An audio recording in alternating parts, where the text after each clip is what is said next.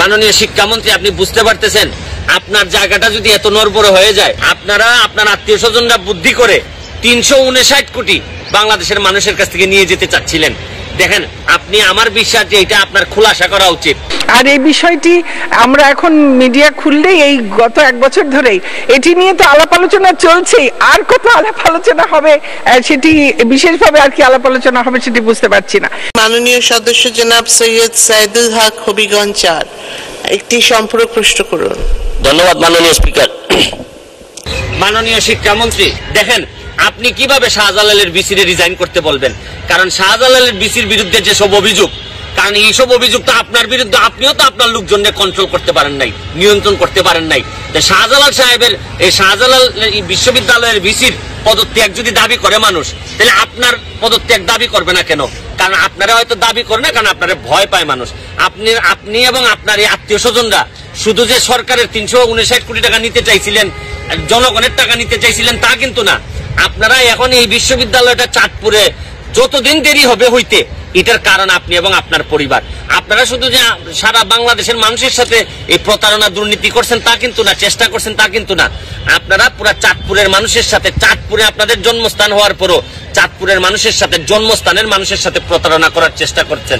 আপনি পররাষ্ট্রমন্ত্রী থাকা অবস্থায়, মানে পররাষ্ট্রমন্ত্রীদের মধ্যে সবচেয়ে বেশি বিদেশে সফর করছেন, তাও নিয়ে আমরা কিছু বলি নাই। করেন, আপনার যদি লাভের জন্য, দেশের লাভের জন্য করেন।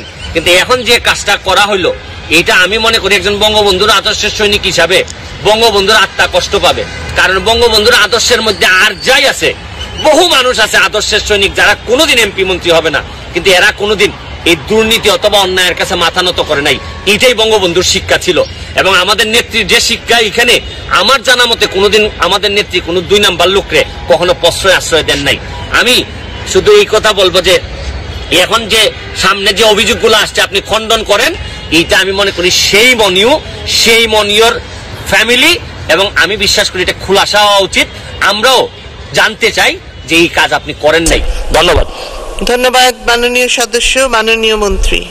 দুর্নীতি বলছিলেন, দুর্নীতি কেউ করেছে কিনা, আমাদের কোনো সংশ্লিষ্টতা নেই কোনোভাবে, আমার বা আমার পরিবারের, কিন্তু এটাতে কোনো দুর্নীতি হয়েছে কিনা সেটা দেশে সরকারের, রাষ্ট্রের বহু রকমের মেকানিজম আছে, বহু কর্তৃপক্ষ আছেন যারা দুর্নীতি হয়েছে কিনা এই বিষয়টি খতিয়ে দেখতে পারেন। আমি চাইবো, দাবি করব যে সেভাবে যেন এটা তদন্ত হয় এবং এতে যদি কেউ কোনোভাবে জড়িত থাকে তাদের বিরুদ্ধে যেন যথাযথ ব্যবস্থা নেওয়া হয়। কেউ ষড়যন্ত্র করে থামিয়ে দেওয়ার চেষ্টা করতে পারে। চাঁদপুরবাসীর জন্য আমার কাজ, আমার উন্নয়ন, আমি গত 13 বছরে যে আমার চেষ্টা করি। আর এই বিষয়টি আমরা এখন মিডিয়া খুললেই এই গত 1 বছর ধরেই এটি নিয়ে তো আলাপ আলোচনা চলছে। আর কত আলাপ আলোচনা হবে সেটি বিশেষভাবে আর কি আলাপ আলোচনা হবে সেটি বুঝতে পারছি না। এটা ঠিক যে অনেক সময় হয়তো কোনো পাবলিক পরীক্ষাতেই খুব ভালো ফলাফল করেনি, কিন্তু যখন কোনো একটি পেশায় বা পেশাগত শিক্ষায় বা অন্য কোনো জায়গায় যায়, একজন শিক্ষার্থী অনেক সময় দেখা যায় জীবনের একটা পর্যায়ে হঠাৎ করেই অনেক ভালো করে। সেটা হচ্ছে তার যেদিকে আসলে মেধা রয়েছে, যেই দিকে তার গুণ রয়েছে, অন্তর্নিহিত কিছু শক্তি রয়েছে, সেগুলোর একটা সুযোগ পেলে সেই রকম একটা বহিঃপ্রকাশ ঘটে।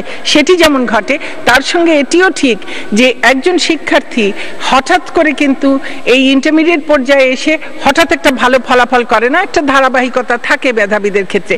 যে শিক্ষার্থী এইচএসসিতে মেধাবী হিসেবে ভালো রেজাল্ট করে, দেখা যায় সেই শিক্ষার্থী তার থেকে আরো বেশি ভালো রেজাল্ট কিন্তু তারা করে এসএসসিতে। আমরা সকলেই এসএসসি, এইচএসসি যারা পার হয়ে এসেছি, আমরা জানি যে এসএসসির চাইতে এইচএসসিটা একটু কঠিন এবং এসএসসির চাইতে এইচএসসিতে রেজাল্টটা একটু কম হয়, নম্বর সবকিছু একটু কম হয়।